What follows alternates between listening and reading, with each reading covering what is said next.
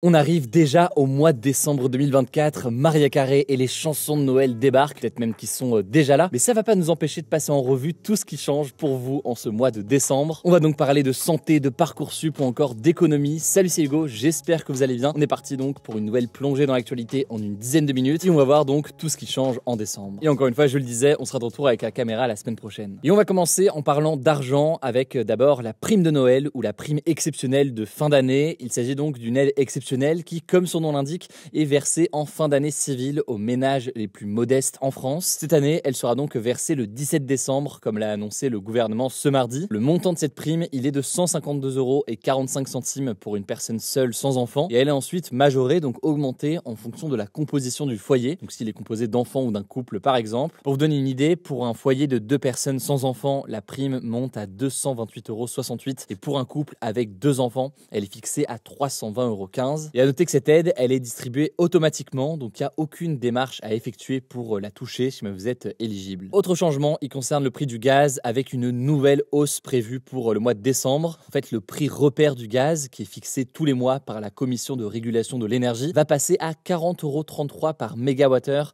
contre 37,79 € en novembre. Alors qu'est-ce que c'est que le prix repère du gaz? On revient là-dessus quasiment chaque mois. C'est en fait une valeur indicative qui représente le coût moyen estimé de la fourniture du gaz pour les consommateurs. Et ce qu'il faut comprendre, c'est que c'est pas directement le tarif qui est payé par tous les consommateurs. En fait, ça sert de référence pour pouvoir comparer vous-même de votre côté les offres des différents fournisseurs et évaluer en fait l'évolution des prix sur le marché. Et cette hausse, elle s'explique notamment encore par un contexte géopolitique incertain, notamment avec la guerre en Ukraine, mais il y a aussi la baisse des exportations de gaz russe. Et d'ailleurs, si vous n'avez pas reçu de chèque énergie, qui sont donc ces dispositifs de l'État qui aident les ménages les plus modestes à payer leurs factures de gaz et d'électricité, eh bien vous avez jusqu'au 31 décembre pour le demander via le guichet chèque énergie.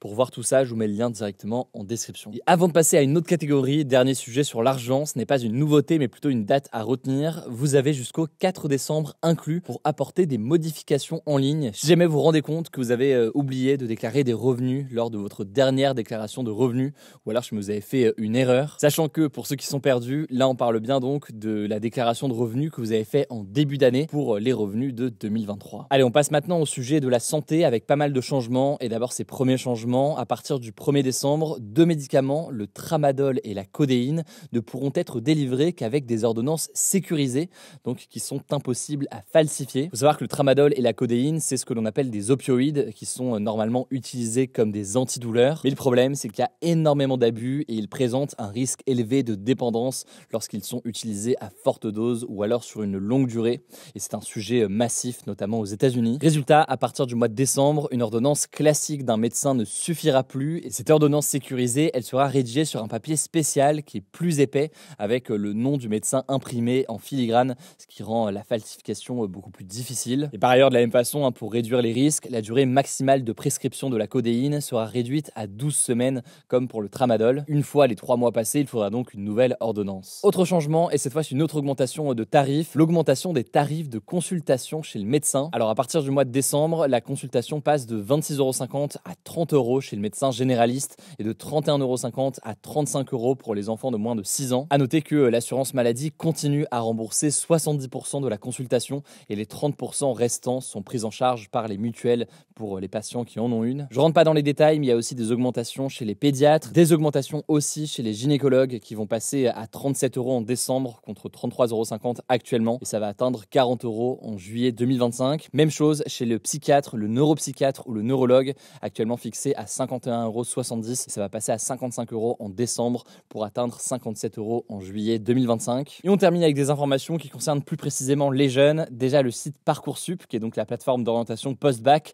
va ouvrir le 18 décembre. À partir du 18 décembre, donc, les élèves auront accès à tout le catalogue des formations pour préparer leur projet d'orientation.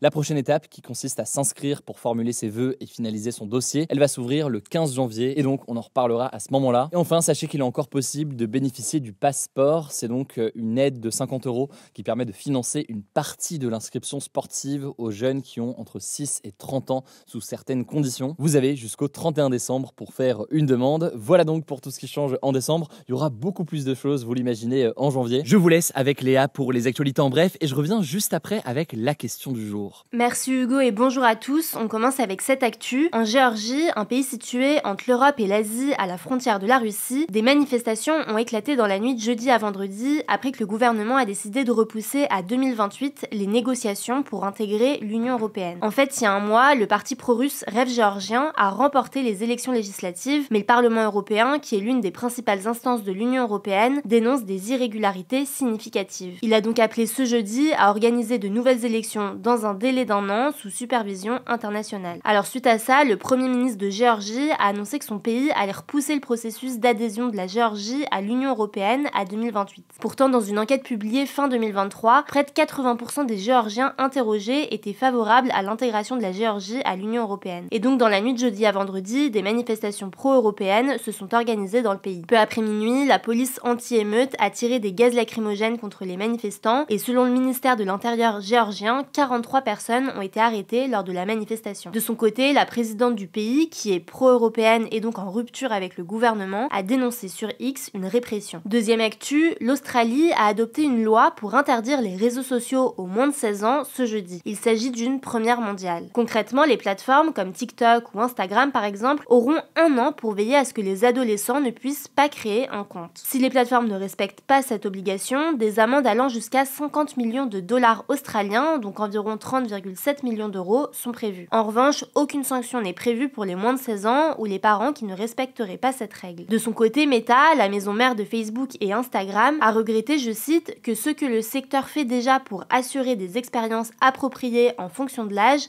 n'ait pas été pris en compte. Les principaux réseaux sociaux se sont néanmoins engagés à collaborer avec le gouvernement australien. À noter que certaines plateformes comme WhatsApp et YouTube, que les adolescents utilisent notamment pour faire leurs devoirs, devraient être exemptées de cette interdiction. Troisième actu, l'Espagne a approuvé ce jeudi la création d'un congé payé climatique de 4 jours. Ce dispositif va permettre aux travailleurs de bénéficier d'un congé de 4 jours payé par l'État en cas d'alerte liée à un risque météorologique émise par la mairie, la région ou le gouvernement. La durée de ce congé est donc limitée à 4 jours, mais les entreprises pourront recourir à des dispositifs de chômage partiel pour allonger cette période en cas de force majeure. À noter que cette mesure a été approuvée près d'1 mois après les inondations qui ont entraîné la mort de 230 personnes dans le sud-est de l'Espagne. À ce moment-là, plusieurs entreprises ont été critiquées pour avoir demandé à leurs salariés de rester au travail, alors même que l'Agence météorologique nationale avait émis une alerte rouge. Quatrième actu, la pollution de l'air causée par les incendies est responsable de 1,5 million de morts chaque année. C'est ce que révèle une étude publiée ce jeudi dans la revue scientifique The Lancet. Alors, plus de 90% de ces morts sont survenus dans des pays à revenus faibles ou intermédiaires, dont 40% seulement en Afrique subsaharienne. Parmi les autres pays particulièrement concernés, on retrouve la Chine, le Nigeria, l'Inde et l'Indonésie. À noter que parmi les victimes, environ 450 000 décès sont dus chaque année à des maladies cardiaques liées à cette pollution et 220 000 autres sont dus à des maladies respiratoires. Face à ces chiffres, les auteurs derrière l'étude appellent à davantage de soutien financier et technologique pour les populations les plus touchées par les incendies. Cinquième actu, Emmanuel Macron a reconnu dans une lettre, je cite, le massacre de tirailleurs africains commis à Tiaroy, près de Dakar, la capitale du Sénégal, le 1er décembre 1944. C'est ce qu'a annoncé le président sénégalais Bassirou Diomaye Faye dans une interview sur France 2 ce jeudi. Ce jour-là,